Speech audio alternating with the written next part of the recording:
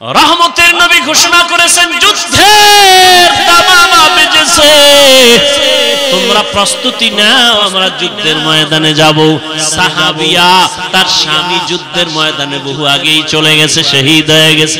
এখন তার কোলে একটা শিশু বাচ্চা ছাড়া আর কিছুই নাই। শিশু বাচ্চাটারে কোলে নিয়ে কাঁদে, ও আল্লাহ, আমি যুদ্ধের ময়দানে নবী আমারে বোধহয় নিবে না, কিন্তু নবীর ডাকে আমি কেমনে সাড়া দেই?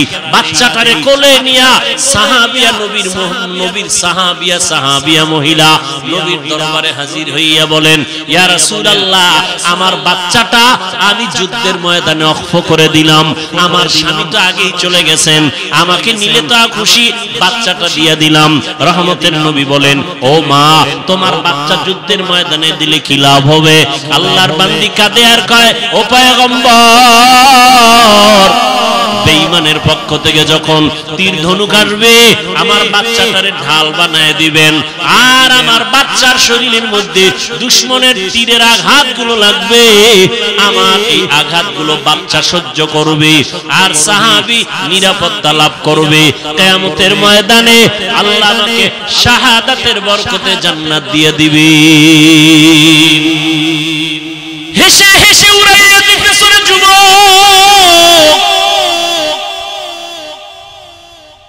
অথচ তোমার মা বাবা রক্ত পানি করিয়া তোমাকে বড় বানাইছেন, লেখাপড়া শিখাইছেন, তুমি চাকরি করবা, সম্মানের সাথে থাকবা, মা বাবারে শান্তিতে বসবাস করাইবা, খানা দিবা। অথচ লেখাপড়া করছো, চাকরি নাই, চরিত্র ভালো না, কেউ তোমার দোয়াও করে না, বরদোয়া করে। এখনো সময় আছে, তওবা করে নাও, চরিত্রটারে ঠিক রাখিও। মোবাইলের কারণে তোমার চরিত্রের কোনো গ্যারান্টি নাই, সব ধ্বংস হয়ে যাইতেছে। ও আল্লাহর বান্দারা, আল্লাহ বলেন আমাকে ভয় কর, জবানটারে কন্ট্রোল করো, জবানটারে হেফাজত করো। আল্লাহর ভয় অন্তরে জমা করে নাও। যত বয়ান করি কোনোদিন এই বয়ানে লাভ হবে না যদি আল্লাহর আযাবের ভয় অন্তরে না থাকে। ওমরে ফারুকের অন্তরে ভয় থাকার কারণে কাঁদতেছে, ঈদের দিন জাহান্নামের ভয়। একমাত্র আল্লাহর আযাবের ভয় অন্তরে থাকার কারণে তার বয়ান বেশি লাগে না। আর আবু জাহিল্লার অন্তরে আল্লাহর ভয় নাই। নবীজি 13টা বছর বয়ান করিয়াও কালেমাওয়ালা বানাতে পারেন নাই। ও যুবক, ও পর্দার আম্মা জান, আপনাদের এত মর্যাদা, আমার নবী যুবকের দ্বারা শক্তিশালী হওয়ার ঘোষণা দিয়েছেন। হযরত আলী তার হাতে আসছেন কালেমাওয়ালা। নবী কলিজার কন্যাটারে আলীর কাছে দিয়া আলীরে জামাতা বানায় দিলেন, আর কলিজা দিয়া নবী দোয়া করলেন, আনা দারুল হিকমা ওয়া আলিয়ুল বাবুহা, আমি মুহাম্মদ হলাম ইলম ও হিকমতের ঘর, আর এই ইলমের ঘরের দরওয়াজা আমার আলী। ও নবীর আশিক, নবী ধরে ধরে সুন্নাত শিখায় গেছেন। ঘরে যদি ঢুকতে চাও নিয়ম কি? হযরত আলী ঘরের মধ্যে ধাক্কা না দিয়া ঘরে ঢোকার নিয়ম হলো আগে সালাম দাও। হযরত আলী দরজার সামনে গিয়া, আসসালামু আলাইকুম ইয়া আহলাল বাইত, ও ঘরওয়ালারা তোমাদের উপরে শান্তি। ইনসাফ, অন্যায় করলে ছেলেরও যেই শাস্তি হবে অন্যের সেই শাস্তি হবে। ছেলে বলে ক্ষমার কোনো সুযোগ নাই। অথচ ছেলে হইলে বাবা খুশি, মেয়ে হলে বেজার। আমার নবী বলেন, আমি 4 কন্যার বাবা, আমার একটা ছেলেও নাই। যে একটা কন্যা পাইছো, একটা জান্নাতের মালিক। ইসলাম তোমার সম্মান দিয়েছে, পৃথিবীর আর কোনো মাস্তান আর নেতা সম্মান দেয়নি। খোদার কসম, সেই ইসলামকে আঁকড়ায় ধর। মাত্র আন্দোলন কইরা সাকসেস হওয়া এটা সাকসেস না। তোমার জীবনকে সফল করো। সফলতার রাস্তা এখনো বহুত দূর। যুবকের ধাক্কা, যুবকের মিশন বড় সফলতার মিশন। নবীজি বলে গেছেন, বুড়ারা আমি মুহাম্মদের বিরোধিতা করেছে, যুবকরা উপকার করেছে। বুড়ারা কি করছে? এই বুড়ারা এখানে যারা আছে এরাও ফাঁকে ফোঁকে করে। জুয়ানরা নামাজ পড়তে চাইলে কয় এত নামাজ লাগে না, দাড়ি রাখতে চাইলে কয় বয়স হয় নাই। রোজা রাখতে চাইলে আব্বা আম্মা কয় শরীর নষ্ট হয়ে যাবে, কার্টুন দেখতে দেখতে সারা রাত মোবাইলে চ্যাটিং করতে করতে শরীর শেষ, গাল শেষ, চেহারা কার্টুন হয়ে গেছে। রোজা রাখলে চেহারা নষ্ট হবে, মোবাইল চালায় যে সারা রাত ঘুম নষ্ট করে চেহারা নষ্ট করলো। আব্বাজান এবার কোন মেডিসিন দিয়া চেহারা ভালো করবেন? বাবার কাছে কোনো জবাব নাই, জবাব দিবেন না হয় ভিডা রেডি হাসরের মাঠে। কোরআনের আয়াত, পালাবার কোন সুযোগ, সন্তান আল্লাহর কাছে বাবার বিরুদ্ধে মামলা দায়ের করে, রব্বানা ইন্না আতা'না সাদাতানা ওয়া কুবারানা ফাআযাল্লুনাস সাবিলা। আল্লাহ কইবে এই নামাজ পড়ো নাই কেন? ছেলে কইবে আল্লাহ আমার কোনো দোষ নাই, আব্বা আম্মার দোষ। মা বাবায় নামাজের খবর নেয় নাই, নাস্তা করছি কিনা খবর নিছে টেলিফোন করে। বাবায় ওয়াজে গেছে আমারে ডাকে নাই, নামাজের কথা বলে নাই, রোজার কথা বলে নাই। ঔষধটা টাইম মতো খাইছি কিনা বাবায় জিজ্ঞাসা করছে, শরীরটা ভালো কিনা জিজ্ঞাসা করছে, নামাজ পড়ছি কিনা জিগায় নাই। ও আল্লাহ আমার কোনো দোষ নাই, মা বাবারে গ্রেফতার করো। কোরআনের আয়াত, সূরা আহজাব 67 নম্বর আয়াত। এজন্যই তো ইসলাম বলে ও সন্তানের মা বাপ, 7 বছর যখন সন্তানের বয়স হবে তখন সন্তানের নামাজের মুসাল্লায় দাঁড় করায়া দাও। 10 বছর যখন হবে একটু শাসন যদি করা লাগে শাসন করায়ও, নামাজ পড়াও। ছোট থেকে তৈরি করে নাও, বড় হলে কন্ট্রোলে রাখতে পারবা না। বড় হলে কন্ট্রোলে রাখা 7 বছর থেকে ট্রেনিং দাও নামাজে, কারণ মুসলমানের জন্য বড় পরিচয় নামাজ। ক্বালান নবিয়্যু সাল্লাল্লাহু আলাইহি ওয়া আলিহি ওয়া সাল্লাম বাইনাল আবদি ওয়া বাইনাল কুফরি তারকুস সালাহ। পয়গম্বর বলেন মুমিন আর বেঈমানের মাঝে ব্যবধান হলো নামাজ। বেঈমানেরা নামাজ পড়ে না, মুমিনেরা নামাজ ছাড়ে না। এত আশেকে রসুল এখানে বসা আছে, ফজর পড়ে নাই, জোহর পড়ে নাই, আসর পড়ে নাই, মাগরিব পড়ে নাই, এশাও পড়ে নাই। এরকম আশেকে রসুল আছে না? এরা আবার সাফাবাজিও করে, নামাজ না পড়লে কি হবে? দিল পরিষ্কার আছে না নেই? আরো অ্যাডভান্স যারা একটু চালু, এরা বলে হুজুর গো থেকে আমরা অনেক ভালো আছি। আমি ইমান তাজা, হুজুরেরা পরের বাড়ি খায়, তুমি কার বাড়ি খাও? বিয়া করার পরে টের পাই শুনি বাবা মায়ের কামাই করে না দিলে জুদা হয়ে যাও, আলাদা হয়ে যাও। কার বাড়ি খাইছো তুমি? जिंदगी में बंदगी तू कर नहीं,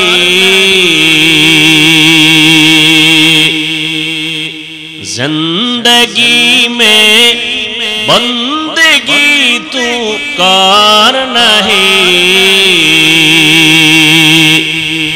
जिंदगी में बंदगी शर्मिंदा है, जिंदगी बे बंदगी शर्मिंदा है।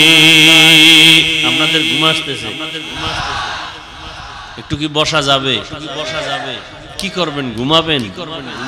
যেই গরমে ঘুমাইবো, রাস্তায় গিয়া শুধু মোবাইল চালাবো। আর এখন তো বাঙালির ঘুম নাই। কি সারা রাত মোনাজাতে কাটা। আমরা মোনাজাত ধরি বইয়া, ওরা ধরে হুইয়া। ঠিক নেই? আল্লাহ হেদায়েত দান করুন। এরে যুবক, ১৫০০ বছর আগে রহমতের নবী বলে গেছেন, যুবকের আমি মুহাম্মদের উপকার করেছি। পয়গম্বরের কলিজার চাচাতো ভাই হযরত আলী 7 বছর বয়স থেকে 11 বছরের ভেতরে দিয়া কালেমা পড়ে বলে, নবী আপনার কোনো চিন্তা নাই, আমি অল্প বয়সে কালেমার পতাকার তলে চলে আসলাম। নবীর চাচতো ভাই কালেমা পড়ার পরে হইছে সাহাবী, কিছুদিন পরে কি হবে? বলেন জামাতা হবে। রাসূলের কলিজার জামাতা, কারণ ফাতেমা রাদিয়াল্লাহু আনহা রাসূলের কলিজার কন্যা। মুহাব্বতের মেয়ে ফাতেমা রাদিয়াল্লাহু আনহা সবার ছোট। ও পর্দার আড়ালের আম্মা জানেরা, নারীদের সম্মান আল্লাহ সবার উপরে দিয়েছেন, নবীর মাধ্যমে দিয়েছেন। দুনিয়াতে নারীর অধিকার সম্মান কোন ধর্মে দিতে পারে নাই, কোন নেতা দিতে পারে নাই, নেত্রী দিতে পারে নাই। আল্লাহ দিয়েছেন নবীর মাধ্যমে, ইসলাম দিয়েছে। ইসলামের দেওয়া সম্মান অধিকার যারা একটু উল্টা পাল্টা করে মন গড়া দিতে চাইছে, এদের দ্বারা নারীর সম্মান হয় নাই, হয়েছে নারীরা অপমান।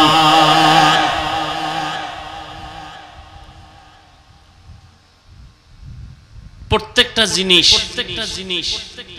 বানাইয়া ওইটা চালানোর জন্য কিছু পদ্ধতি আবার বানানোওয়ালা দেখায় দেয়, ক্যাটালগ দিয়ে দেয়। মোবাইলওয়ালা মোবাইল বানাইছে, মোবাইলটা কিভাবে সুস্থভাবে চলবে এটার ক্যাটালগ দিয়ে দিছে ইনটেক প্যাকেটের মধ্যে। কিভাবে চার্জ দিবা, কিভাবে সিম ঢুকাইবা, সব ওখানে দেওয়া আছে।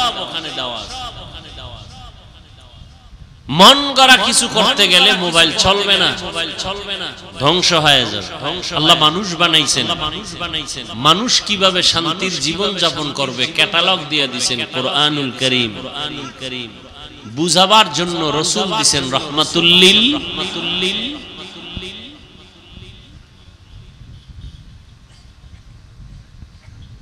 হায় হায়। তো আল্লাহর শুকর আদায় করতে গিয়ে আমি অনেক দূরে চলে আসলাম, যে আজকে সুন্দরভাবে বয়ান শুনতেছি, বয়ান করতেছি। ঝামেলা নাই। কিয়ামত পর্যন্ত আল্লাহ যেন এভাবেই দ্বীনের কথা উম্মতকে বলার মতো, শোনার মতো ঝামেলা মুক্ত ব্যবস্থা করে দেন। এক নেতার নাম দিলে আর এক নেতা বেজা, কি মাহফিল বন্ধ। ওলামায়ে কেরামের নাম হবে সবার উপরে, আর কারো নাম দরকার নেই। কি কারণ এই যুগে নবী আর আসবেন না। নবীর অবর্তমানে নবুয়তের দায়িত্ব নবী দিয়ে গেছেন উলামায়ে আহলে হকের হাতে। এরা ওয়ারাসাতুল আম্বিয়া, এরা নবীওয়ালা কাজগুলো করবেন। এরাই হলো উম্মতের রাহবার। আল্লাহ উলামায়ে কেরামদেরকে এক হয়ে দ্বীনের পথে কাজ করার তৌফিক দান করেন। এমন কোন কথা বলবেন না, কাজ করবেন না যে উলামাদের মাঝে ডিভাইড তৈরি হয়, বিপরীত অবস্থা দেখা যায়, এমনটা যেন না হয়। উলামায়ে কেরাম যখন এক থাকবেন, পুরো দুনিয়া এক হয়ে যায়। একটা ফ্যামিলির মা বাবা সন্তান যখন এক থাকে, ওখানে কেউ বাঁকা চোখে তাকাইতে পারে না। উলামায়ে কেরাম যখন থাকবেন এক, গোটা জাতি এক হয়ে যাবে। তখন ভারত কেন, রাশিয়া কেন, আমেরিকা কেন, কেউ বাঁকা চোখে নজর দিতে পারবে না ইনশাআল্লাহ।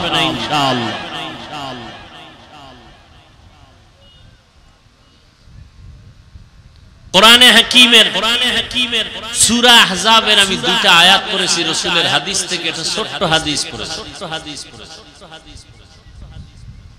বেহেশতের বাগানে বসছেন বড় দামি, এখানে বসার সাথে সাথে জীবনের সব গুনাহ মাফ হয়ে গেছে। ধৈর্যের সাথে যদি একটু সময় দেন তো আমি আলোচনা করব। উঠা বসা করলে মোনাজাত দিয়ে চলে যাব। কারণ এটা কোনো নাটকের প্যান্ডেল না যে মন চাইলে বসবেন, মন চাইলে উঠবেন, মন চাইলে চা খাবেন, মন চাইলে পান খাবেন। এটা এমন কোন নাটকের মঞ্চ না, এটা এমন বরকতের মজলিস বলা যায় না। এখান থেকে কেউ হেদায়াত পেয়ে বাড়ি যাবে, ওলির খাতায় আল্লাহ নাম উঠায় দিবেন।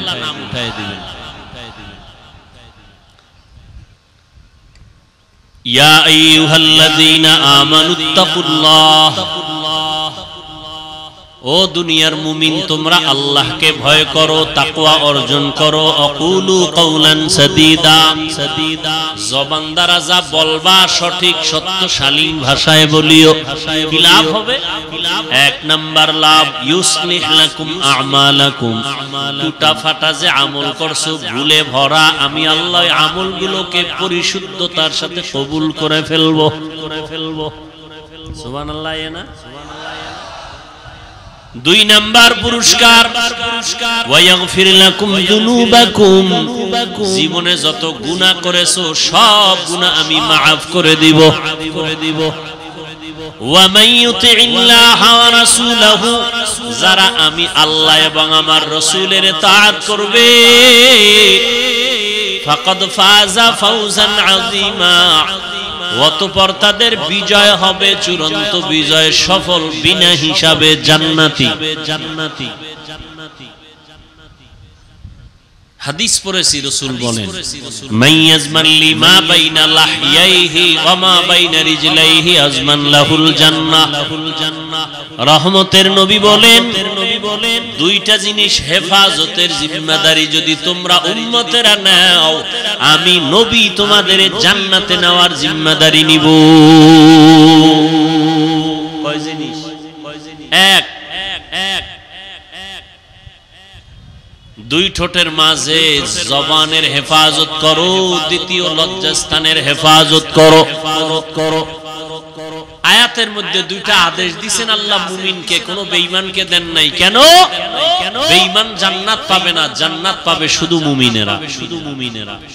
ওই মুমিনকে দুইটা আদেশ দিয়েছেন, মানলে দুইটা নগদ পুরস্কার। এক নাম্বার আদেশ আল্লাহকে ভয় করো, দ্বিতীয় আদেশ হলো জবানকে কন্ট্রোল করো। দুইটা আদেশ যদি মানো, দুইটা নগদ পুরস্কার। এক নাম্বার তোমার সব আমল কবুল, দ্বিতীয় পুরস্কার জীবনের সব গুনাহ মাফ। মানবা কি করে? আল্লাহ আয়াতের শেষে বলেন, আল্লাহর আনুগত্য করো, রাসূলের তাআত করো, তাহলেই তোমার সফলতা আসবে। আল্লাহকে মানো, রাসূলকে মানিয়া এরপরে জীবনটাকে চালাও, জীবন তোমার সফল হয়ে যাবে। আল্লাহকে মানতে হলে, নবীকে মানতে হলে না দেখে মানা যায় না। এজন্য নবী এক হাদিসে বলেন, সাল্লু কামা রাআইতুমুনি উসাল্লি, নামাজ আদায় করো আমাকে যেমন তোমরা নামাজ আদায় করতে দেখো।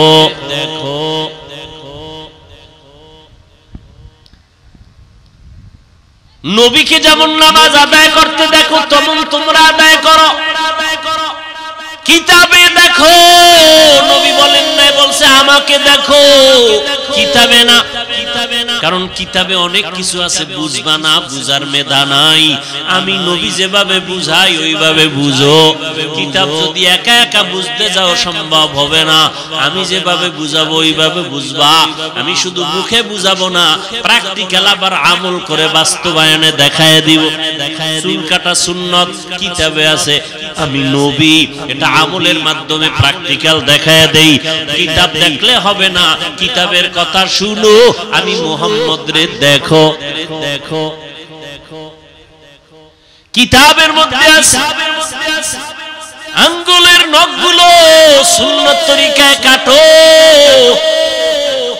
কিতাবের কথা কানে দিয়া দিলের মধ্যে গাথো, শুনো, কিন্তু আমি নবীকে দেখো আমি কেমনে কাটি। আমি প্র্যাকটিক্যাল দেখায় দিতেছি, আমাকে দেখে দেখে নামাজ পড়ো। রুকু কেমনে দেই, সেজদা কেমনে দেই, হাত কেমনে বাঁধি ওইভাবে বাঁধো। নজর কোথায় রাখি, পায়ের আঙ্গুল কেমনে থাকে, হাতের আঙ্গুল কেমনে থাকবে। ওরে আল্লাহর বান্দা, আঙ্গুলগুলো কানের কোন পর্যন্ত উঠানো যাবে, আমি নবী প্র্যাকটিক্যাল দেখাইতেছি, ওইভাবে দেখো।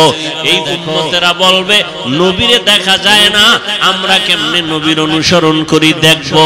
নবী কয় আমারে যারা দেখছে তাদের দেখো। নবীরে দেখছেন সাহাবায়ে কেরাম, সাহাবায়ে কেরামদের দেখছেন তাবেঈন, তবে তাবেঈনদেরকে দেখছেন তাবে তাবিন, তাদের দেখছেন উলামায়ে মুতাকাদ্দিমিন, তাদের দেখছেন উলামায়ে মুতাখিরিন। এইভাবে উলামায়ে কেরাম দেখছেন, দেখতে দেখতে এই পর্যন্ত আসছে। ও উম্মত, তোমরা যারা আলেম না, কোরআন হাদিসের আরবি বুঝো না, ব্যাখ্যা বুঝো না, তোমরা বয়ান শুনো আর টুপি মাথায় দেওয়া সুন্নত, দাড়ি রাখা নবীর আদর্শ, জামা পরা নবীর সুন্নত, পানি 3 শ্বাসে পান করা নবীর সুন্নত, কেমনে গ্লাসটা ধরবা, কেমনে পানি পান করবা। হুজুরদের বয়ান শুধু কানে শুনবা, দিলে ঢুকাইবা, আর আমলের বেলায় আলেমদের দেখা দেখা আমল করবা। ইলমে রা'জাজু করদান বেহিসাব, খলকে রাদাদান জওয়াবে বাসওয়াব, আপনা দারদ দোস্তে খলকা জারেরা, লিস্তে ই খসলত একে দিনদারেরা। কিতাব দেখে সম্ভব, হুজুরেরা যেমন আলেমরা কিতাব বুঝাবে, কোরআন বুঝাবে, ওইভাবে বুঝো। মন গড়া বুঝলে ভেজালে পড়বা। ওয়ালা দল্লিন মানে গোমরাহি থেকে আল্লাহ পানা চাই। দল্লিন দল্লান মানে গোমরা পথভ্রষ্ট। এই তরজমা, এই শব্দ আরেক কোরআনে আরো জায়গায় আছে না নাই?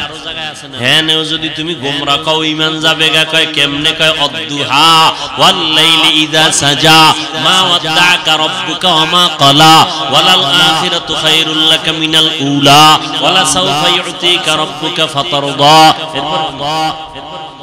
আলাম ইয়াজিদিকা ইয়াতীমান ফাআওয়া ওয়া ওয়াজাদাকা দল্লান ফাহাদা। আল্লাহ কয়, নবী আমি আপনাকে পাইছি দল্লানের ভেতরে, হেদায়াত দিলাম। দল্লিন দল্লান মানে গোমরা পথভ্রষ্ট। এখন আপনি যদি তরজমা করেন ওয়াজাদাকা দল্লান ফাহাদা, নবী আপনাকে দল্লান দল্লিনের মধ্যে পাইছি মানে গোমরা। কি অলাদ দল্লিনের অর্থ গোমরা, ওই শব্দ এখানে আছে। এখন নবীর বেলায় কি বলবা? নবীও গোমরা, ঈমান থাকবে, ঈমান থাকবে। এজন্য নিজে নিজে খবরদার পণ্ডিতি করবা না। যারা পণ্ডিতি করছে তারা ধ্বংস হয়ে গেছে, নবী মানে নাই, ধ্বংস হয়ে গেছে। আর এক দল নবী মানছে, কিতাবের দ্বারে নাই, তারাও ধ্বংস হয়ে গেছে। বর্তমান দুনিয়াতে একদল অতি আবেগে বলে আমরা পীর ভক্ত, পীর যা কয় তা মানি, কোরআন কি কয় বুঝি না, মানিও না, তারাও ধ্বংস, গোমরা।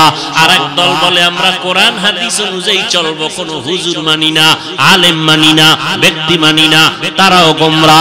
আর যারা বলবে কোরআন মানি, হাদিস মানি, কোরআন হাদিসের কষ্টি পাথরে সঠিক আলেম যারা, তাদেরও মানি, তারা সঠিক, তারা সঠিক। ইলমে রা'জাজু করদান বেহিসাব, খলকে রাদাদান জওয়াবে বাসওয়াব, আপনা দারদ দোস্তে খলকা জারেরা, নিস্তে ই খসলত একে দিনদারেরা। ও যুবক, রহমতের নবী বলেছেন যুবক নবীর উপকার করেছে। ও যুবক বাবা, আজকে যদি তোমার দ্বারা নবীর উপকার নাও হয়, আমি পায়ে হাত রেখে অনুরোধ করব, নবীর দিনের ক্ষতি যেন না হয়। উমাতেনে কিনাদারি বদমকুন বরওয়াজুদে খদসতম্বে হাদমকুন। পারলে উপকার করো, না পারলে চুপ করে বসে থাকো। ক্ষতি করা যাবে? খবরদার তোমার দ্বারা যেন ক্ষতি না হয়। তুমি দাড়ি রাখতে পারো না, এজন্য তোমাকে গালি দেওয়ার অনুমতি ইসলামে নাই। ভালো করে মনে রাখিস, লেখা রাখিস। দাড়ি রাখো নাই, গালি দেওয়ার কিন্তু অনুমতি নাই। কারণ দাড়ি না রাখা এক জিনিস, দাড়ি অপছন্দ করা আলাদা জিনিস, আলাদা জিনিস। একজনে দাড়ি রাখে না, হুজুর দোয়া চাই, রাখতে মনে চায়, চেষ্টা করব, একে গালি দেওয়া যাবে না। আর একজনে কয় দাড়ি পছন্দ করি না, তাকে ছাড় দেওয়ারও সুযোগ। খুব কঠিন জিনিস, খুব কঠিন। একজনে দাড়ি রাখে না, তাকে গালি দেওয়া যাবে না। আগে বুঝতে হবে সে কি মন মানসিকতাটা কেমন, সে কি রাখতে চায় না বিরোধিতা করে। যে বিরোধিতা করে সে রাসূলের প্রকাশ্য দুশমন। আর যে রাখার মন মানসিকতা আছে ইনশাআল্লাহ আশা করা যায় তওবা করে জান্নাতি হয়ে কবরে যেতে পারবে। টুপি মাথায় দেন নাই, গালি দেওয়ার অনুমতি নেই। হ্যাঁ, যদি বিরোধিতা করেন তাহলে আর ছাড় নেই। ও যুবক, তোমার দ্বারা যেন দ্বীনের ক্ষতি না হয়, পারলে উপকার করিও, নামাজের দাওয়াত দিও। নিজে নামাজ পড়তে না পারলেও অন্যকে বলিও, ভাই আমি তো নামাজ পড়ি না, তুমি যাও, তুমি নামাজি, গল্প পরে হবে, আগে নামাজ পড়ে নাও। তোমার কারণে তোমার গল্পের পাল্লায় পড়িয়া ভিন্ন যুবকের নামাজ যেন নষ্ট না হয়। তুমি পারলে উপকার করিও, না পারলে একা একা বৈশা বিড়ি টানিও, তারপর আর একজন ভাইয়ের নামাজের ক্ষতি করবা না। নিজে পারলে দাড়িটা লম্বা করিও। লক্ষ লক্ষ নবী সাহাবায়ে কেরাম কেউ দাড়ি ছাড়া ছিলেন না, সমস্ত নবীরা দাড়িওয়ালা, এমনকি ফেরাউনেরও দাড়ি ছিল বড়। আমরা কি ফেরাউনের দাড়ি রাখিনি? সমস্ত নবীরা দাড়িওয়ালা, সাহাবায়ে কেরাম দাড়িওয়ালা, কেউ দাড়িবিহীন ছিলেন না। তুমি দাড়িটা লম্বা করো, নবী বলেন মুসকে খাটো করো, দাড়ি লম্বা করো। আর আমরা মোসরে দেখছেন পুরা নবীর সাথে একটা যুদ্ধ লাগাই দিয়েছে। কি বাজ মোসের ভিতরে, ওদিকে দাড়ির উপরে এখন স্টাইল কেউ কেউ রাখে থোতার গোড়ায় স্টাইল। কেউ এরকম কেন? খেলোয়াড়রা তো রাখছে, এই জন্য আমি তার অনুসরণ করি, মুহাম্মদেরটা নয়। নাউযুবিল্লাহি নাউযুবিল্লাহি। আল্লাহ হেদায়েত দান করে। দাড়ি রাখতে পারো না রে যুবক বাবা, তোমার সাথে দুশ্মনী নাই, দেখলে সালাম দিব, কোলে নিব, বুকে লাগাবো, গালি দিব না। কিন্তু অনুরোধ করে বলি, অন্যের দাড়ি রাখার ক্ষেত্রে তুমি বাধা হইও না। তুমি তাকে উৎসাহ দাও, আমি পারি না, তুমি রাখো, কিন্তু তোমার কারণে ভিন্ন কেউ যেন দাড়ির থেকে বঞ্চিত হয় না যায়। কারণ দাড়ি বিহীন লোকটার 24 ঘন্টা অল টাইম সেকেন্ডে সেকেন্ডে সেকেন্ডে সেকেন্ডে কবিরা গুনাহ কবিরা গুনাহ কবিরা গুনাহ লেখাই হয়। আল্লাহ হেদায়েত দান করুন। এরে নবীর আশিক, আল্লাহ পাক রব্বুল আলামিনের পয়গম্বর বলেন, দুই জিনিস হেফাজতের জিম্মা যদি নাও, আমি তোমাকে জান্নাতে নেওয়ার জিম্মাদারি নিব। এক নাম্বার জবানটারে কন্ট্রোল করো, দুই নম্বরে লজ্জাস্থান হেফাজত করো। আর জবানকে আর লজ্জাস্থান হেফাজত করার জন্য বর্তমানে যে বাধা, তার নামেই মোবাইল। জবান কন্ট্রোল হয়নি মোবাইলে, বলেন কি সারা রাত জিকির চলে মোবাইলে, সারা রাত। আল্লাহ হেদায়েত দান, আল্লাহ হেদায়েত দান। কত বাজে কথা বলেছো এই যুবকের, আল্লাহরে ভয় করিস। দুনিয়াতে কয়দিন হায়াত পাবি এটা আল্লাহ লেখছে না? ও বাবারা বলো না, যুবকরা একটু বলো, নির্ধারণ আছে না নাই? আছে, ঠিক। কয়দিন তুমি কত কিলো খানা খাইবা তাও কিন্তু বাজেট আছে না নাই? ঠিক তেমনি ভাবে তোমার জীবনে কয়টা কথা বলবা তাও বাজেট আছে। এই যুবকের একটু খেয়াল কর, ফাউ দুই রাখুন, একটু খেয়াল কর, একটু খেয়াল কর। হায়াতের বাজেট এখনো বাকি, কিন্তু মোবাইলে এত বেশি কথা কইছো, বাজেট শেষ। মরার আগে জবান বন্ধ, মনে রাখো, লিখে রাখো। মরার আগে অনেক মানুষ কথা বলতে পারে না, দেখো নাই? কারণ কি? হায়াতের বাজেট বাকি, কথার বাজেট নাই। এই জন্য হিসাব করে কথা কইও। হযরত ওমর ফারুক মুখের ভিতর একটা পাথরের টুকরা দিয়ে রাখছেন, প্রয়োজন অনুযায়ী কথা বলবেন, অনর্থক কথা যেন বের না হয়, আল্লাহর আদালতে জবাব দিতে। এমনি ওমরের নাম বাঘের বাচ্চা, পৃথিবীর টপ লেভেলের টেররিস্ট হযরত ওমর, বিশ্ব সন্ত্রাসী হযরত ওমর। কারণ বিশ্ব নবীকে যে হত্যা করতে যায় সে বিশ্ব সন্ত্রাসী। কিন্তু আজ ওমর হয়ে গেল এত বড় দামি ব্যক্তি, যে শুধু মানুষ ভয় করে না, ইবলিস শয়তান ওমরকে ভয়। আমগো দেশের এক বাঙালি কয় হুজুর আমারও শয়তান ভয় করে। কেন কয় আমি ওর থেকে বড় শয়তান, আমি যে আকাম জানি সিফায় গিয়া এটা শয়তানও জানে। আল্লাহ হেদায়েত দান করে। ফাতেমা রাদিয়াল্লাহু আনহার একটা কথা টানছিলাম, মনে আসেনি? সুযোগ থাকলে বলবো, যদি আপনারা ধৈর্য ধারণ করে বসেন।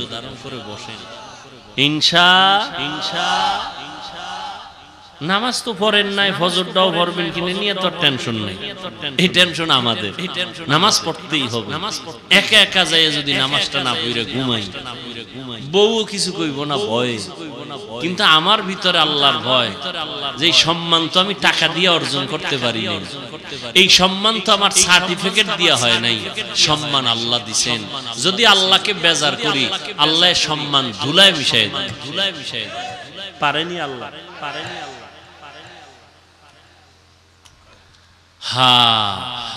কি কথা বলতেছিলাম? ওমরে ফারুক রাদিয়াল্লাহু আনহু শয়তান ভয় করে, শয়তান ভয় করে ওমর। এবার বুঝেন তো কেমন বেড়া শয়তান ভয় করে। যে শয়তান আল্লাহর সাথে চ্যালেঞ্জ দিয়েছে, কোরআনের ঘটনা, আল্লাহর সাথে চ্যালেঞ্জ দিয়েছে আদমকে সিজদা দেব না, সেই শয়তান ওমরের দেখলে দৌড়, উল্টা দৌড়। কি কয় আইয়ে, কি আইয়ে, ওই বলার সময় নেই, খালি আইয়ে।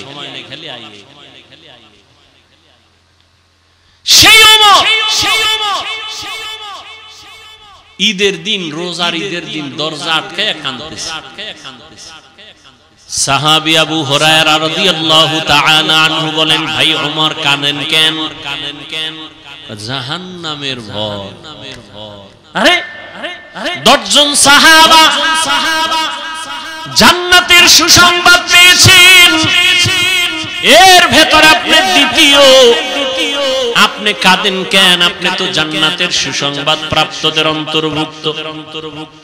খলিফাতুল মুসলিমিন ওমর কয়, আবু হুরায়রা, যে আল্লাহ দয়া করে জান্নাতের সার্টিফিকেট দিয়েছেন, ভয় অন্তরে ভয়, কোন আমলের কারণে না জানি আল্লাহ বেজার হয়ে আবার সার্টিফিকেট ক্যান্সেল করে দিতে পারেন না? এই ভয়টা যদি ওমরের অন্তরে থাকে, আপনার আমার অন্তরে কিভাবে থাকা উচিত? দেখছেন, ওমর খেলাফতের দায়িত্বে আছে, পুরা অর্ধজাহানের খলিফা ওমর। রাতের বেলা ঘুমায় না, এলাকায় ঘুরে ঘুরে খবর নেয় কার কি হালাত। এক ঘরের সিফায় গিয়ে দেয় ভিতরে বাতি জ্বলে, পাশে গোপনত্ব বজায় রেখা শুনতেছে। মা তার কন্যাকে বলে, কালকে বাজারে যাবি দুধ বিক্রি করতে, পানি বেশি দিস, দুধের মধ্যে কি পানি দিয়ে নিবি। মেয়ে কয়, মেয়ে আম্মাজান, খবরদার ওমর যদি এটা শুনে তো কল্লা ফালায় দি। এবার মা কয়, ওমর কি দেখবেনি? ওমর কই? মেয়ে কি কয় জানেন? আম্মাজান, যদি ওমর দেখবেন না, তবে ওমরের আল্লাহ দেখবেন। আর কে দারত খৌফে হকদার দিল মাদাম, জান্নাতুল মাওয়া দেহাদ উরা মাকাম। এর নবীর আশিক ও পর্দার আম্মাজান, ও যুবক, আমি তোমাদের পা হাত রেখে বলি, বয়ান করে আমি তোমাদের আমার মতো হুজুর বানাবার জন্য আসি নাই। আমি একবারও বলি না তোমরা আমার মতো হুজুর হও, দাড়ি রেখে পাগড়ি লাগাও, একবারও বলি নাই, বলবো না। বরং আমি তোমাদের আশ্বস্ত করি, সাহস দেই, স্কুলে পড়ো, কলেজে পড়ো, চাকরি করো, ওই রাস্তায় থাকো। তুমি একজন ডাক্তার হও, আমার দেশের গৌরব। তুমি একজন ইঞ্জিনিয়ার হও, আমার মুসলমান ও দেশের গৌরব। তুমি একজন ভালো দার্শনিক হও, আমার দেশের গৌরব। মুসলমানের একটা গৌরব, মুসলমানের ডাক্তার, মুসলমান ইঞ্জিনিয়ার, মুসলমান একজন দার্শনিক। তবে তোমার কাছে আমার দাবি, সম্মানের জীবন চাইও, ওই সম্মান চাইও না যে মেয়াদ শেষে আবার জেলখানায় ঢুকায় দিও। এমন সম্মানের জীবন চাইও আল্লাহকে রাজি কইরা চলবা। কোন দল ক্ষমতায় আসবে আর যাবে টেনশন লাগবে না, তোমার সম্মানের চেয়ার থাকবে আজীবন। সম্মানের জীবন চাইও। আর সম্মানের জীবন যদি চাইতে হয় ভালো করে লিখে রাখি ওরে যুবক, ডাক্তার হইয়াও জীবনভর সম্মানের চেয়ারে থাকবি। মরিয়া গেলে মানুষ বুকের সাথে লাগাইয়া শ্রদ্ধার সাথে স্মরণ করবে, দোয়া করবে। ইঞ্জিনিয়ার হলো সম্মান যাবে না, ডাক্তার হলো সম্মান যাবে না, ডক্টর হলো সম্মান যাবে না। দুইটা পুঁজি ঠিক রাইখা ডাক্তারি ভরো, দুই পুঁজি ঠিক রাইখা তুমি ইঞ্জিনিয়ার হও। প্রথম পুঁজি শরীরের সুস্থতা, দ্বিতীয় পুঁজি সুন্দর চরিত্র। এই দুইটা নাই তোর সম্মান নেই, তোর সম্মান নেই। চরিত্র ভালো কিন্তু অসুস্থ, চাকরি কোনোদিন হবে? টিকবে? টিকবে? সুস্থ তুমি সবল, ডাক্তার বলে কোনো রোগ নাই, চরিত্র খারাপ, টিকবে চাকরি? টিকবে চাকরি? এই দুই জিনিস লাগবে। আর এই দুই জিনিস ধ্বংস করে একমাত্র মোবাইল। একমাত্র মোবাইল। মোবাইলে তোমার অসুস্থ বানাইছে, খবর নাই, খবর নাই। ওই যে একটু আগে বলছিলাম কথা বলার মেয়াদ আল্লাহ দিয়েছেন। মোবাইলে যদি অজস্র কথা বলিয়া মেয়াদ শেষ হওয়ার আগে অনবরত কথা বলিয়া কথার বাজেট শেষ করো, মরার আগে বোবা হইয়া বিছানায় কান্না করবি, জবানে কথা নাই কারণ বাজেট শেষ। বাজেট শেষ। এজন্য গুনে গুনে কথা কই। আজকে গিয়া বলবি এই ভালোবাসার পাত্রী, আজকে থেকে কথা গুনে গুনে কইতে হইব, নাহলে তুমিও বোবা আমিও বোবা, আমিও বোবা, আমিও বোবা। গুনে গুনে কথা বলবা, সাবধান, অনর্থক কথা বলা যাবে না। আর যদি বৈধতার লাইনে কথা বলতা আল্লাহ পাক হয়তো বাজেট বাড়াইতেও পারেন। মায়ের সাথে কথা বল, মা একটু কথা বল, শোনার টাইম নাই, আমার টাইম হয়ে গেছে মিস করে, এখন আর তোমার সাথে কথা বলার টাইম নেই। অথচ মায়ের সাথে কথা বলবা আল্লাহ খুশি হবেন, বাবার সাথে কথা বলবা আল্লাহ খুশি হবেন, শিক্ষকের সাথে ভালো আচরণ করবা আল্লাহ খুশি হবেন, আলেমদের সাথে কথা বলবা আল্লাহ খুশি হবেন, জিকির করবা আল্লাহ খুশি হবেন, দরুদ শরীফ পড়বা আল্লাহ খুশি হবেন, নবী খুশি হবেন। বাজেট কম থাকলে পারে আমার আল্লাহ তার কুদরতি ক্ষমতায় বাড়ায় দিবেন। আল্লাহ পারেননি, আল্লাহ পারেননি। কাদের কুদরত দারি বরকামাল আনতা রব্বি আনতা হাসবি যুল জালাল। তাহলে সম্মানের ডাক্তার হতে চাও তো যুবকরা? ইনশাআল্লাহ। কি ভাই, আমার কথা কি অযৌক্তিক? সম্মানের ডাক্তার হও, সম্মানের ইঞ্জিনিয়ার হও, জীবনটা মইরা গেলেও যেন সম্মানের সাথে নাম লেখা থাকে। কেউ যেন ভিড়াইয়া তোমার মূর্তিটারে মাটির সাথে মিলাইয়া না দেয়, কেউ প্রস্রাব করে না। কথা বুঝো, বুঝো। সেই সম্মানের জিন্দেগি চাইলে কয় পুঁজি লাগবে? গেছে গেছে কয় পুঁজি? এটি আমি যুবকেরে কইতেছি, যুবকরা ওদিকে মোবাইলের ধান্দা ঘুরে রয়েছে, ধান্দা ঘুরে রয়েছে। কয় পুঁজি? কয় পুঁজি? এক নম্বরে কি? এক নম্বরে কি? সুস্থতা। সুস্থতা। এই মোবাইলে কি বানাইছে? মোবাইলে কি বানাইছে? তোমার বিশ্বাস হয় না আমি হুজুর কই দেখে না? আচ্ছা আজকে একটু গুগলে ঢুকো, তোমার এই টাচ মোবাইলে শরীরের কি ক্ষতি করে গুগলে লেখা সার্চ দাও, সব পেয়ে যাও, সব পেয়ে যাও। এই টাচ মোবাইলে চোখের পাওয়ার থাকে না, কানের পাওয়ার থাকে না, হার্ট দুর্বল হয়, মাথা ব্যথা বেড়ে যায়। বাড়ে নাই মাথা ব্যথা? চোখ ব্যথা বাড়ে নাই? বুকে ব্যথা বাড়ে নাই? মরণটা বাকি, মরণটা বাকি। অসুস্থ হয়ে গেছে, অসুস্থ হয়ে গেছে, কানের পার্স নষ্ট। আম্মাজান কয় খানা খাবি না, কয় গোসল কইরা লাইছে আগেই, কানের পার্স নষ্ট হয়ে গেছে। হাসিস না, হাসিস না। কথাগুলো যে কতটা কলিজার থেকে বলতেছি, কিভাবে বললে তুমি মানবা, এটা যদি বুঝতে পারতাম যে পাও ধরলে মানবা, একটা লাফ দিয়ে আইসা পাও জড়ায় দাও, পাও জড়ায় দাও।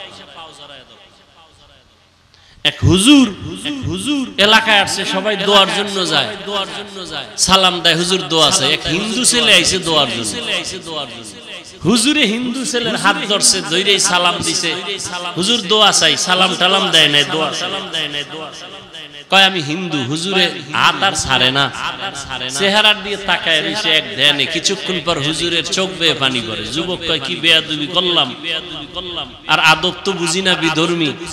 হুজুর বেয়াদবি হয়ে গেছে। কয় না কোনো বেয়াদবি হয় না। তো কাঁদেন কেন? কয় কুদরত দেখে কাঁদি। কি কুদরত? কয় এত সুন্দর চেহারা আল্লাহ কিভাবে জাহান্নামে জ্বালাবেন। যুবকের কলিজার মধ্যে হেদায়েতের নূর ঢুকে গেছে।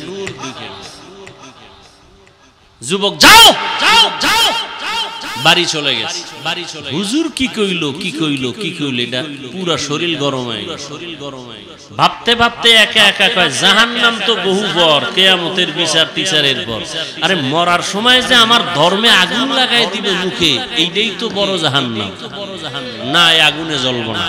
ঠিকই হুজুরে বলছে। একদম হুজুরের পা জড়ায় কাঁদে আর হুজুর এখন তওবা পড়ান, কালেমা পড়ান, আর জাহান্নামের আগুনে জ্বলতে চাই না। من يهد الله فهو المهتد ومن يضلل فلن تجد له وليا مرشدا। এরে নবীর আশিক, সুস্থতার জন্য এই মোবাইল থেকে দূরে থাকো। আমিও যে মোবাইল চালাই আলহামদুলিল্লাহ, গুনাহ থেকে বেঁচে থাকার চেষ্টা করি আলহামদুলিল্লাহ। তারপরও কিন্তু বেশিক্ষণ তাকায় থাকলে মাথা ঘুরায়, চোখের পাওয়ার অনেকটাই কমে গেছে। কিতাব দেখি মোবাইলে, এখন দেখতে দেখতে গোলাটে হয়ে যায়। লেখা দেখি না ধুলা ধুয়া। তাহলে তোমার অবস্থা কেমন? আর বাচ্চাদের কাছে এই যে বড় বড় মোবাইল দিয়া বাচ্চারে দেখ, কার্টুন দেখ, এই দেখ, সেই দেখ। অনেক বাচ্চা পর্যন্ত বোবা হয়ে গেছে, কথাই বলতে পারে না। বহু ইতিহাস আমাদের হাতে জমা। বাবায় কান্দে, হুজুর একটু তদবির করে দেন, সন্তান কথাই বলে না। আগে বলতো নি, বলতো, এখন বলে না। মোবাইল দিয়া এই মোবাইলের উপরে পড়ে রাখছে, সারা জিন্দেগি শেষ এই বাচ্চাটা। একদল তো মোবাইল দেখে গেমস খেলতে খেলতে এখন রাস্তায় উলঙ্গ পাগল হয়ে ঘুরে, গেমস খেলা পাগল। যুবকরা বল, আমার একজনে বলছে সত্যনি, গেমস খেলা পাগল হইছে যুবক, সত্যনি। কি গেম জানি এটা? তোরাও খেলতেছো না? তো পাগল হওয়ার ডেটটা কবে?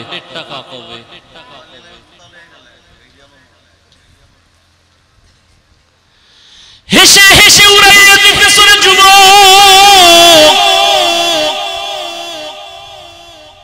অথচ তোমার মা বাবা রক্ত পানি করিয়া তোমাকে বড় বানাইছেন, লেখাপড়া শিখাইছেন, তুমি চাকরি করবা, সম্মানের সাথে থাকবা, মা বাবারে শান্তিতে বসবাস করাইবা, খানা দিবা। অথচ লেখাপড়া করছো, চাকরি নাই, চরিত্র ভালো না, কেউ তোমার দোয়াও করে না, বরদোয়া করে। এখনো সময় আছে, তওবা করে নাও, চরিত্রটারে ঠিক রাখিও। মোবাইলের কারণে তোমার চরিত্রের কোনো গ্যারান্টি নাই, সব ধ্বংস হয়ে যাইতেছে। ও আল্লাহর বান্দারা, আল্লাহ বলেন আমাকে ভয় কর, জবানটারে কন্ট্রোল করো, জবানটারে হেফাজত করো। আল্লাহর ভয় অন্তরে জমা করে নাও। যত বয়ান করি কোনোদিন এই বয়ানে লাভ হবে না যদি আল্লাহর আযাবের ভয় অন্তরে না থাকে। ওমরে ফারুকের অন্তরে ভয় থাকার কারণে কাঁদতেছে, ঈদের দিন জাহান্নামের ভয়। একমাত্র আল্লাহর আযাবের ভয় অন্তরে থাকার কারণে তার বয়ান বেশি লাগে না। আর আবু জাহিল্লার অন্তরে আল্লাহর ভয় নাই। নবীজি 13টা বছর বয়ান করিয়াও কালেমাওয়ালা বানাতে পারেন নাই। ও যুবক, ও পর্দার আড়ালের আম্মা জান, আপনাদের এত মর্যাদা। আমার নবী যুবকের দ্বারা শক্তিশালী হওয়ার ঘোষণা দিয়েছেন। হযরত আলী তার হাতে আসছেন কালেমাওয়ালা। নবী কলিজার কন্যাটারে আলীর কাছে দিয়া আলীরে জামাতা বানায় দিলেন, আর কলিজা দিয়া নবী দোয়া করলেন, আনা দারুল হিকমাহ ওয়া আলিউল বাবুহা, আমি মুহাম্মদ হলাম ইলম ও হিকমতের ঘর, আর এই ইলমের ঘরের দরওয়াজা আমার আলী। ওই আলীর ঘরে আছে ফাতেমা রাদিয়াল্লাহু আনহা। আলী রাদিয়াল্লাহু আনহুর জন্য এত দোয়া করলেন, আল্লাহ আলীকে এত জ্ঞান দান করেছেন যে জ্ঞানের সামনে ওমরও বলে আলীর জ্ঞান যদি আজকে আমার কাছে না থাকতো আমি ওমর ধ্বংসের পথে চলে যাইতাম। লাউলা আলিউল্লাহ লাকা ওমর। ওই আলী বলেন আমি একদিন কোথাও থেকে গিয়া মসজিদে নববীর মধ্যে ঢুকলাম, দেখি রহমতের নবী বসে আছেন, সাহাবায়ে কেরাম বসে আছেন। আম্মা জানেরা একটু ভালো করে খেয়াল করে শুনেন, যুবকেরাও শুনো রে বাবা, বৃদ্ধ বাবাজিরাও শুনেন। হযরত আলী বলেন আমি মসজিদে নববীতে ঢুকলাম, রহমতের নবী বসে আছেন, অন্যান্য সাহাবায়ে কেরামরাও বসে আছেন। একটা প্রশ্ন চলতেছে, জবাব চাইতেছে নবী, কেউ জবাব দেয় না। প্রশ্নটা হলো এই দুনিয়াতে নারীদের জন্য শ্রেষ্ঠ সম্পদের নাম কি? নারীদের জন্য শ্রেষ্ঠ সম্পদ কি? কেউ জবাব দেন। হযরত আলী বলেন আমি ঢুকলাম, বসে থাকলাম, কিছুক্ষণ পর দেখলাম কেউ জবাব দেয় না। আমার অন্তরে একটু দাগ আসলো, হঠাৎ করে একটা জবাব আসলো এভাবে যে নবীর কলিজা ফাতেমা, ফাতেমার কাছে জিজ্ঞাসা করলে মনে হয় জবাবটা পাইতে পারি। বলবো বলবো প্রশ্ন কি? প্রশ্ন কি? গেছে প্রশ্ন কি? নারীদের জন্য শ্রেষ্ঠ সম্পদ কি? হযরত আলী বলে আমার ফাতেমা হয়তো জবাব দিতে পারবে, আমি দৌড়ায় যাই নবীর কলিজা ফাতেমার থেকে জবাব নিব। হযরত আলী বের হয়ে গেলেন, দৌড়াইয়া ঘরের কিনারায় গিয়া দরজায় ধাক্কা দেয় না। ও নবীর আশিক, নবী ধরে ধরে সুন্নাত শিখায় গেছেন, ঘরে যদি ঢুকতে চাও নিয়ম কি? হযরত আলী ঘরের মধ্যে ধাক্কা না দিয়া ঘরে ঢোকার নিয়ম হলো আগে সালাম দাও। হযরত আলী দরজার সামনে গিয়া আসসালামু আলাইকুম ইয়া আহলাল বাইত, ও ঘরওয়ালারা তোমাদের উপরে শান্তি। হযরত ফাতেমা ভেতরে কাজে ব্যস্ত ছিলেন, সংসারের কাজে, কাজ বন্ধ, স্বামী আসছে ওয়া আলাইকুমুস সালাম বলে দরজা খুলে দিয়েছেন। আলী ভেতরে ঢুকলেন, ঘামটা মুছায় দিলেন, ফাতেমা খেদমতের জন্য দাঁড়ায় গেলেন। সব কাজ বন্ধ, সব কাজ বন্ধ, এখন স্বামীর কাজ, এটা বড় খেদমত, এটা বড় খেদমত। আমগো আম্মা জানেরা কি করে, এতক্ষণ আম্মা জান শুয়ে শুয়ে টেলিভিশন দেখছিল, স্বামী এসে টের ভাইয়া হুদাও একটা কাজে গেছে গা, স্বামীর কোনো খেদমতের চিন্তাই নাই। স্বামী যদি বলে একটু পানি কি দেওয়া যাবে, নিয়ে খাও, নিয়ে খাও। ঠিক নি? ঠিক নি? হ্যাঁ, তো জোরে বলবেন, তো জোরে বলবেন। হায় হায় হায় হায় হায়, ফাতেমা রাদিয়াল্লাহু তাআলা আনহা স্বামীর খেদমতে নিয়োজিত হয়ে গেছেন, এখন আর কোনো কাজ হবে না। এবার হাল পুরসি জিজ্ঞাসা করেন কেমন আছেন, কোথা থেকে আসছেন, খাইছেন নি কিছু, এত ঘাম কেন? রহমতের নবীর দরবার থেকে আসছি। আব্বা জান কেমন আছেন? আলহামদুলিল্লাহ ভালো, তবে একটু পেরেশানি দেখলাম। কি পেরেশানি? একটা প্রশ্ন করলেন, নারীদের জন্য শ্রেষ্ঠ সম্পদের নাম কি, শ্রেষ্ঠ গুণের নাম কি? কেউ জবাব দেয় না। আমার অন্তর বলে ফাতেমা তুমি পারবা। এবার বলে আলী আপনি যদি দোয়া করেন, আমার আব্বা জানের নেক দোয়া থাকলে আমি জবাব দিতে পারবো।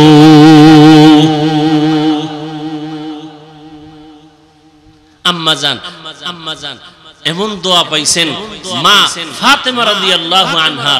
এবার আল্লাহর রাসূলের মেয়ে জবাব দিবেন, শুনবেন না আরেকটু, না আরেকটু দোয়ার দিয়ে আগায় যাব। নবীজি একটু মন খারাপ লাগলেই ফাতেমার বাড়ি গিয়ে হাজির। কোথাও যাইবে, শেষে ফাতেমার বাড়ি যায়, এরপরে যায় বিদায় নিয়ে। আসবেন ফাতেমার ঘরে আগে আসেন, এরপরে অন্যদিকে যান। ওখানে আরো কলিজার দুইটা সন্তান আছে, হাসান, হাসান, হুসাইন। নামগুলো একটু ভালো করে বললেন। একজনের নাম রাজ্জাক। রাজ্জাক তো আল্লাহ, বান্দা কোনো রাজ্জাক না, বান্দা হলো আব্দুর রাজ্জাক। হ্যাঁ, সুন্দর করে নামগুলো বলবেন, বরকত হবে। নামের একটা বরকত আছে। অনেক মা বাবা আছে সন্তানের নামকে বাজে আঁকা বাঁকা করে ডাকে, উচিত না। মা বাবা ভালোভাবে ডাকবে তো অন্যরাও ভালোভাবে ডাকবে।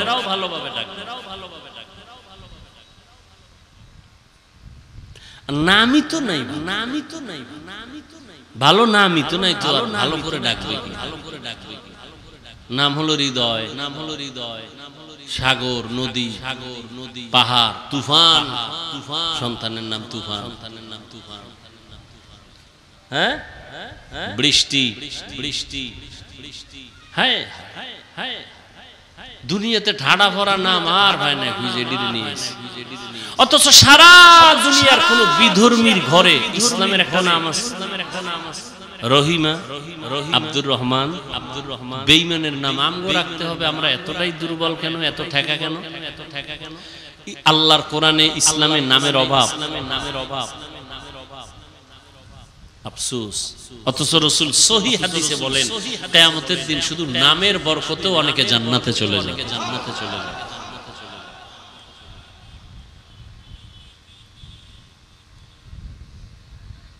ফাতেমা রাদিয়াল্লাহু আনহার ঘরে যাইতেন নবী। আজকে আবু বকরকে ডাকেন। নবী সফর সঙ্গী খুব কাছে থাকতেন দুইজন, আবু বকর, ওমর, এরপরে লাগলে ওসমান, এরপরে আলী। বলবো নবী এবার বলে, চলো আমরা একটু আমার ফাতেমার ঘরে যাই। আবু বকর সাথে, ওমর সাথে, ওসমান রাদিয়াল্লাহু আনহু ঘরে গেছেন।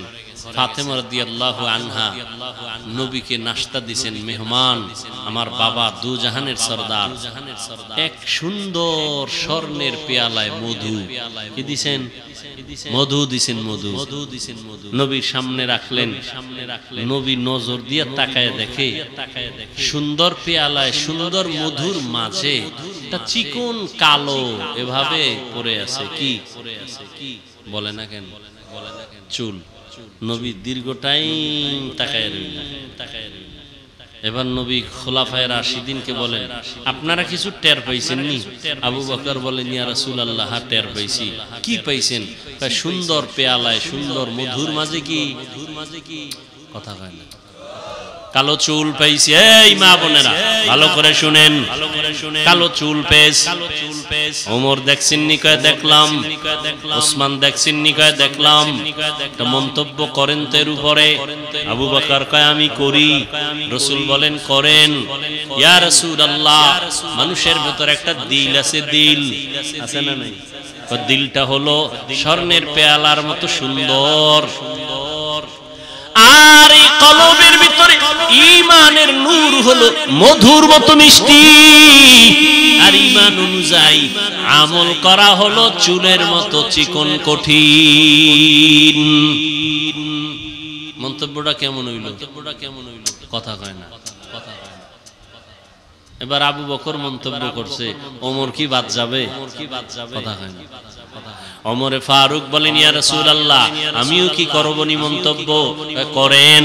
ওমর বলেন, রাষ্ট্র ক্ষমতাটা স্বর্ণের পেয়ালার মতো চমকদার, অনেক সুন্দর, এবং মানুষের হুকুম দিয়া পরিচালনা করাটা এটা মধুর মতো মিষ্টি, কিন্তু ইনসাফ ঠিক রাখা চুলের মতো কঠিন। রাষ্ট্র চালানো খুব মজা না? যে উঠে খায় আমার আব্বা, আর নামতাম না, এই চেয়ারের কোনো মেয়াদ নাই। কথা এটা আমার ভাইয়ের বাপ দাদা, এই চেয়ার আর ছাড়বো না। এবার জনগণের কয় উঠো আর বও, এটা কত মজা, কয় মধুর মতো মজা। ওমর কয় ইনসাফ ঠিক রাইখা বিচার চালানো এটা চুলের মতো কঠিন। ইনসাফ, অন্যায় করলে ছেলেরও যেই শাস্তি হবে, অন্যের সেই শাস্তি হবে। ছেলে বলে ক্ষমার কোনো সুযোগ নাই। অন্যায়কে অন্যায় বলতে হবে, অপরাধীকে অপরাধী সাব্যস্ত করে বিচারের আওতায় নিতে হবে। এখানে ছাড় দেওয়ার কোনো সুযোগ হবে না। ওমর যখন মন্তব্য করলেন, কেমন হইল? কথা কয় না। পাশে বাকি আছে কে? উসমান রাদিয়াল্লাহু আনহু। কে সে উসমান? কে সে উসমান? নবী বলেন, লিকুল্লি শাইইন লিকুল্লি নবিয়্যিন রাফিকুন ওয়া বা'দি লিকুল্লি নবিয়্যিন রাফিকুন ওয়া ফিল জান্নাতি অবাদি ফিল জান্নাতি উসমানা, সমস্ত নবীদের একজন জান্নাতে বন্ধু হবে, আমি মুহাম্মদের বন্ধু হবে জান্নাতে আমার ওসমান। নবীজির কয় মেয়ে জানেননি? কথা কন, বলেন বলেন। কয় ছেলে? ছেলে নাই। আপনারা মেয়ে হইলে বেজার, ছেলে হইলে খুশি। বিষয় কি? একটা বাবাও কি ছেলে দিয়া আরামে আছে? রাত পোহাইলে ঘুম নষ্ট, রাতে ঘুম নাই, ছেলের যন্ত্রণা, এই সমস্যা ওই সমস্যা। অথচ ছেলে হইলে বাবা খুশি, মেয়ে হলে বেজার। আমার নবী বলেন আমি 4 কন্যার বাবা, আমার একটা ছেলেও নাই। যে একটা কন্যা পাইছো, একটা জান্নাতের মালিক। ওসমান হলেন নবীর আরো আদরের। 2 জন মেয়েকে বিবাহ দিয়েছেন নবীজি ওসমানের হাতে। ওসমান মন্তব্য করেন, ইয়া রাসূলুল্লাহ, আমার কাছে মনে হয় এই স্বর্ণের পেয়ালার মতো চমকদার হলো আল্লাহর দেওয়া ইলম। আল্লাহর দেওয়া ইলম, কোরআন হাদিসের ইলমে ওহী। আর এই ইলমটা অর্জন করা মধুর মতো মিষ্টি, মধুর সাথে তুলনা দিলেন। আর ইলম অনুযায়ী আমল করা চুলের মতো বড় কঠিন। বাকি রইল কে? আলী করবে না? ইয়া রাসূলুল্লাহ, আমাকে সুযোগ দিবেন নি? করেন। হযরত আলী বলেন, ইয়া রাসূলুল্লাহ, এটা দেখা আমার মনে মন্তব্য আসলো, আমার ঘরে আপনারা মেহমান, আপনি মেহমান, আবু বকর মেহমান, ওমর মেহমান। মেহমান ঘরে আসাটা স্বর্ণের পেয়ালার মতো দামি, চমকদার। আর মেহমানদারি করাইতে পারাটা মধুর মতো মজা। কিন্তু মেহমানের মনটা খুশি করা চুলের মতো কঠিন। জনমের মতো খাওয়াইছে, এরপরও কয় নুন বেশি হইছে। ঠিক নেই, আমারে ঠিক মতো দেয় নাই, অমুকটা তরকারির মধ্যে ঝাল বেশি। না না না, নবী বলেন খানার মধ্যে দোষ ত্রুটি তালাশ করিও না, প্রশংসা করো, আলহামদুলিল্লাহ অনেক ভালো খাওয়াইছেন। খুশি হইলে আরেকবার খাওয়ার সুযোগ আছে না নাই? ভাইরা আমার, বাকি রইছে এবার পাশে কে? কথা কয় না। ফাতেমা রাদিয়াল্লাহু তাআলা আনহা, নবীজির কলিজা ফাতেমা রাদিয়াল্লাহু আনহা। আব্বা জান, এত সুন্দর একটা মজলিস, আপনি আমারে কত আদর করেন, আমি কি একটু শরীক হব না? মন্তব্য করে বলে, করো মা। ফাতেমা রাদিয়াল্লাহু আনহা মন্তব্য করতেছেন। ও পর্দার আড়ালের আম্মা জানেরা, ভালো করে মনে রাখেন, ফাতেমা রাদিয়াল্লাহু আনহা বলেন, ইয়া রাসূলুল্লাহ, এই মন্তব্য থেকে আমারও মন্তব্য আসছে ভিন্ন। বলে কি? বলে নারীদের জন্য লজ্জা, হায়া স্বর্ণের পেয়ালার মতো দামি, চমৎকার চেহারাটা হলো মধুর মতো মিষ্টি। বেগানার নজর থেকে বেঁচে থাকা চুলের মতো বড় কঠিন।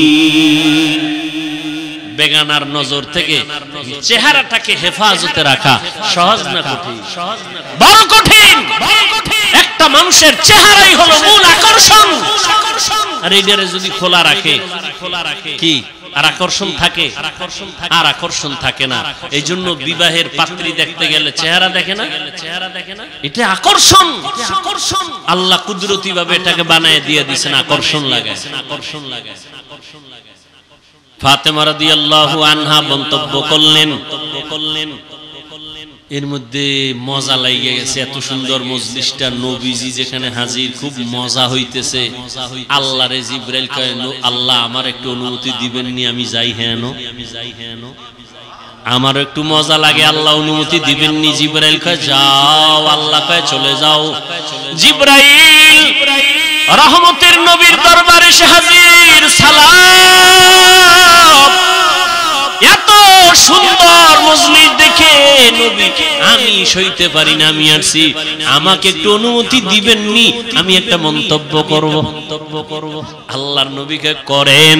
জিবরাইল আমিন মন্তব্য করেন, ইয়া রাসূলুল্লাহ, আল্লাহর পথটা, আল্লাহর রাস্তাটা এই পেয়ালার মতো, স্বর্ণের মতো চমকদার। মাদ্রাসায় যাওয়াটার রাস্তা কত সুন্দর, মসজিদের রাস্তা কত সুন্দর, দিনের পথ কত সুন্দর, আর এই পথে খরচ করা এটা মধুর মতো মজা। আল্লাহর রাস্তায় খরচ যারা কইরা মজা পাইছে এরা জীবন দিতে চায়, ঠিক নেই? টাকা পয়সা দেয়, জীবন দেয়, এতে মজা। রাসূলের একজন সাহাবিয়া, পুরুষ না নারী, একজন সাহাবিয়া, রহমতের নবী ঘোষণা করেছেন যুদ্ধের দামামা বেজেছে, তোমরা প্রস্তুতি নাও, আমরা যুদ্ধের ময়দানে যাব। সাহাবিয়া তার স্বামী যুদ্ধের ময়দানে বহু আগেই চলে গেছে, শহীদ হয়ে গেছে, এখন তার কোলে একটা শিশু বাচ্চা ছাড়া আর কিছুই নাই। শিশু বাচ্চাটারে কোলে নিয়ে কাঁদে, ও আল্লাহ, আমি যুদ্ধের ময়দানে নবী আমারে বোধহয় নিবে না, কিন্তু নবীর ডাকে আমি কেমনে সাড়া দেই? বাচ্চাটারে কোলে নিয়া সাহাবিয়া, নবীর সাহাবিয়া মহিলা নবীর দরবারে হাজির হইয়া বলেন, ইয়া রাসূলুল্লাহ, আমার বাচ্চাটা আমি যুদ্ধের ময়দানে অক্ষ করে দিলাম, আমার স্বামী তো আগেই চলে গেছেন, আমাকে নিলে তো খুশি, বাচ্চাটা দিয়া দিলাম। রহমতের নবী বলেন, ও মা, তোমার বাচ্চা যুদ্ধের ময়দানে দিলে কি লাভ হবে? আল্লাহর বান্দি কাঁদে আর কয়, ও পয়গম্বর, বেঈমানের পক্ষ থেকে যখন তীর ধনুক আসবে আমার বাচ্চাটারে ঢাল বানায় দিবেন, আর আমার বাচ্চার শরীরের মধ্যে দুশমনের তীরের আঘাতগুলো লাগবে, আমার এই আঘাতগুলো বাচ্চা সহ্য করবে, আর সাহাবী নিরাপত্তা লাভ করবে। কিয়ামতের ময়দানে আল্লাহ আমাকে শাহাদাতের বরকতে জান্নাত দিয়ে দিবে। আল্লাহর রাস্তায়, আল্লাহর রাস্তাটা পেয়ালার মতো স্বচ্ছ, বড় বরকতময়, সুন্দর, খরচ করা হলো মধুর মতো মজা, কিন্তু এই রাস্তায় খরচ কইরা অহংকার মুক্ত হইয়া ঠিক থাকা বড় চুলের মতো কঠিন। মাদ্রাসার দান কইরা কয়, আমার নাম লেখো, আমি দানবীর, আমারে চিনেননি, এই মাদ্রাসা আমি উড়াই দিছি, মসজিদ আমার, তুমি দিছো। আল্লাহ কিয়ামতে কানে ধইরা কইব, দুনিয়ায় দিছো, দুনিয়ায় পেয়ে গেছো, আখিরাতে খালি যাও, খালি যাও। আল্লাহ জিবরাইলের ওহী নাজিল কইরা কয়, জিবরাইল, তুমি গেলা, আমি আল্লাহরে বাদ রাইখা তোমার কি ভাল লাগেনি? ভাল লাগেনি?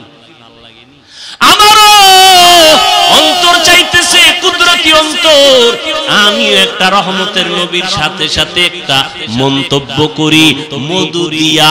এবার কয়, আল্লাহ করেন, ও জিবরাইল, নবীরে জানায় দাও। আমিও মন্তব্য করে দিলাম, জান্নাত, মুমিনের স্থায়ী শান্তির ঠিকানাটা এই স্বর্ণের পেয়ালার মতো চমকদার, আর ওই জান্নাতের নেয়ামতগুলো হবে, জান্নাতের নেয়ামতগুলো হবে একমাত্র মধুর মতো মজা, কিন্তু জান্নাতে ঢুকতে গিয়া পুলসিরাত পার হওয়া চুলের মতো কঠিন। আল্লাহ মন্তব্য করে দিলেন, পুলসিরাত পার হওয়া বড় কঠিন। রহমতের নবী বলেন, আমারটাও তো বাদ রয়ে গেল, আমিও মন্তব্য করে ফেললাম। আল্লাহর মারিফতটা হলো এটা চমকদার স্বর্ণের পেয়ালার মতো দামি, আর মারিফত অর্জন করা মধুর মতো মজা, কিন্তু আল্লাহর মারিফতের উপরে মজবুত হইয়া আল্লাহর মারিফতের রাস্তায় চলা হলো চুলের মতো কঠিন। আল্লাহর নবীও পুলসিরাতের ভয় চোখের পানি ছেড়ে কান্না করতেন। ও নবীর উম্মতেরা, ইলম অর্জন করা সহজ, আমল করা বড় কঠিন। ঈমান আনা সহজ, ঈমানের উপরে মজবুত হইয়া চলা বড় কঠিন। ও আল্লাহর বান্দিরা, চেহারাটা সুন্দর হয়েছে, লজ্জা আছে ঠিকই, কিন্তু পর্দা রক্ষা করা, বেগানার থেকে নিজেরে বাঁচায় রাখা কঠিন। হযরত আলী প্রশ্নের জবাব চাইছিল, শ্রেষ্ঠ গুণ কোনটা, শ্রেষ্ঠ সম্পদ কোনটা? ফাতেমা রাদিয়াল্লাহু আনহা বলেন, নারীদের শ্রেষ্ঠ গুণ হলো বেগানার নজর থেকে নিজেকে হেফাজতে রাখা, এটা নারীদের বড় শ্রেষ্ঠ গুণ। ও পর্দার আড়ালের আম্মা জান, আল্লাহ পাক লজ্জাও দিলেন, চেহারাটাও সুন্দর বানাইলেন। বেগানা বেগানার থেকে নিজেকে বাঁচায় রাখা বড় কঠিন হয়ে গেল। এখনো যদি চেষ্টা করেন চেহারাটাকে হেফাজতে রাখতে পারেন, পর্দা রক্ষা করেন, আপনার গর্ভ থেকে আল্লাহ আব্দুল কাদের জিলানীর মতো সন্তান, কাসেম নানতুবির মতো, আনোয়ার শাহ কাশ্মীরির মতো আল্লাহ সন্তান দান করবেন। আপনার সন্তানটা ডাক্তার হবে, ইঞ্জিনিয়ার হবে, একজন বড় কলামিস্ট হবে, একজন বড় দার্শনিক হবে, একজন কোরআনে হাফেজ হবে, একজন বড় আলেম হবে। কিয়ামতের ময়দানে নাজাতের দরজা খুলে যাবে। ও যুবক বাবারা, আল্লাহ পাক রব্বুল আলামিন এমন সুন্দর চেহারা দিয়ে বানাইলেন, এমন আল্লাহ পাক দুনিয়াতে সুন্দর হায়াত দিলেন। ওই হায়াতটা ঠিক রাইখা চলার চেষ্টা করো। পেছনে যত অপরাধ করেছো মনেরে বুঝাও রে মন। রহমতের নবী আমার যুবকদের জন্য সুসংবাদ দিয়েছেন। আমি কি যুবক হইয়া নবীর সেই সুসংবাদের কাতারে আসিনি? আমার দ্বারা দিনের উপকার কোনো হইল নি, না ক্ষতি হইল? একটু চিন্তা করিয়া এখনো সময় আছে, তওবা করে নাও। আর আল্লাহকে বলো, আল্লাহ আমার মতো কত যুবক আমার চোখের সামনে স্কুলে পড়ে, কলেজে পড়ে, নামাজ পড়ে, নবীর তরিকা মানিয়ে চলে, মা বাবার বিরোধিতা করে না, আমি কেন পারবো না? ও যুবক বাবারা, স্কুল কলেজে পড়িয়া এখনো তুমি পারো, তওবা করে নাও। তোমার মতো যুবক স্কুল কলেজে পড়ে, চাকরি করে, ব্যবসা করে, নামাজ ছাড়ে না, তুমি কেন পারবা না রে বাবা? এখনো সময় আছে, তওবা করে নাও। ও মা বোনেরা, আপনারাও তওবা করেন। জীবনে বেপরদায় চলবেন না, বেগানার নজর নিজের উপরে নিয়ে আপনার জীবনটাকে ধ্বংস করবেন না। আপনি আল্লাহর মোহাব্বত নিয়ে সন্তানগুলোকে একটা আদর্শ সন্তান বানায় যাবেন, আদর্শ সন্তান, চরিত্রের সন্তান রেখে যাবেন। আল্লাহর কোরআন পড়াবেন। সন্তান ডাক্তার হইয়াও আপনাকে দোয়া করতে ভুলবে না, ইঞ্জিনিয়ার হইয়াও মা বাবাকে দোয়া করতে ভুলবে না। ও বাবাজিরা, আপনারাও তওবা করেন। আর জীবনে নামাজ ছাড়বেন না, বেপরদায় চলবেন না। সন্তানগুলোকে আদর্শওয়ালা বানাবেন, নামাজি বানাবেন। ও যুবক বাবারা, এখনো সময় আছে, তওবা করে নাও। আল্লাহকে ডেকে বলো, হে মালিক, জাহান্নামের ভয় অন্তরে ঢুকায়া দাও। জীবনে তো কত নামাজ ছাড়লাম, বেপরদায় চললাম, কত মানুষের হক নষ্ট করলাম। আজকে থেকে আর নামাজ ছাড়বো না, বেপরদায় চলবো না, মা বাবাকে কষ্ট দিব না, নবীর তরিকার বাহিরে চলবো না। ও আল্লাহ, তুমি আমার তওবা কবুল করে নাও। আমার নবী, যার কোনো গুনাহ নাই, সে নবী যদি জাহান্নামের ভয়ে উম্মতের জন্য কান্না করেন, তোমার আমার কি পরিমাণ কান্না করা দরকার? কোরআন হাদিসকে মিথ্যা মনে করিও না। লক্ষ লক্ষ নবী পয়গম্বরেরা জাহান্নামের ভয়ের বয়ান করেছেন, মিথ্যা মনে করিও না। আলেম ওলামারা জাহান্নামের ভয়ে বয়ান করিয়া গুনাহ থেকে বাঁচাবার জন্য চেষ্টা করেছেন, মিথ্যা মনে করিও না।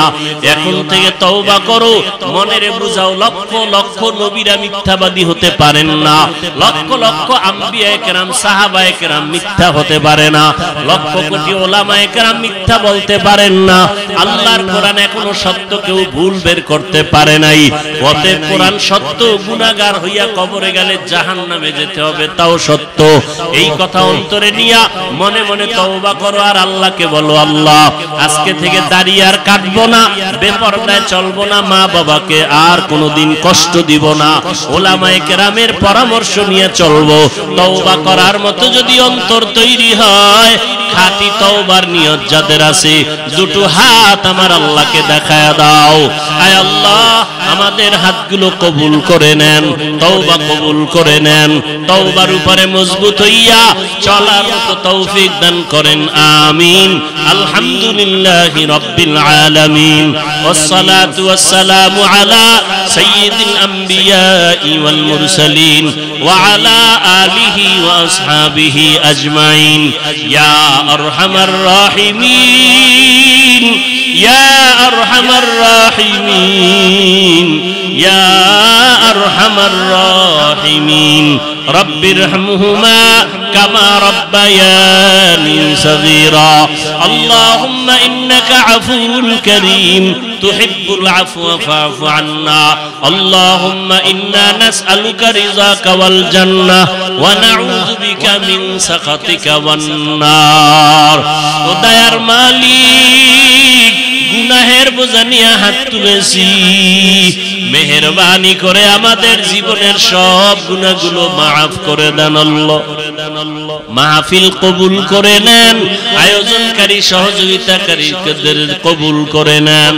আয় আল্লাহ, এই মাহফিলের পেছনে যারা চেষ্টা করেছে দাওয়াতের ক্ষেত্রে, সুমন ভাই চেষ্টা করেছে, আরো যারা সহযোগিতা করেছে কবুল করে নেন।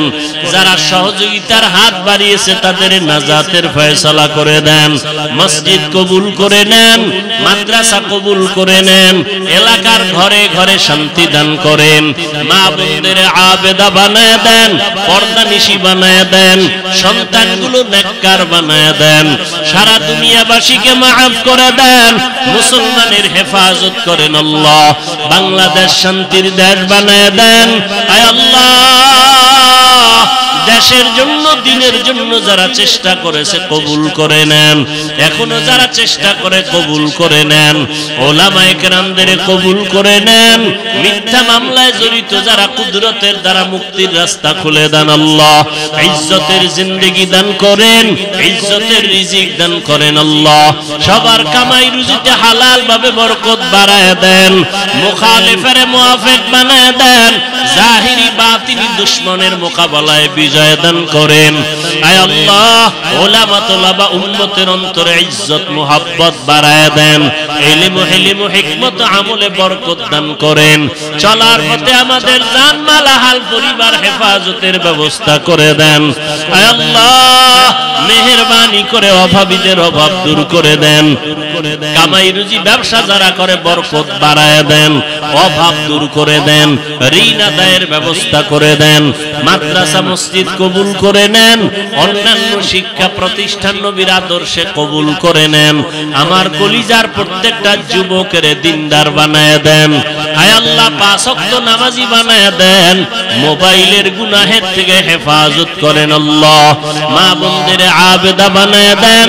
মুরব্বীদেরকে আপনি কবুল করে নেন।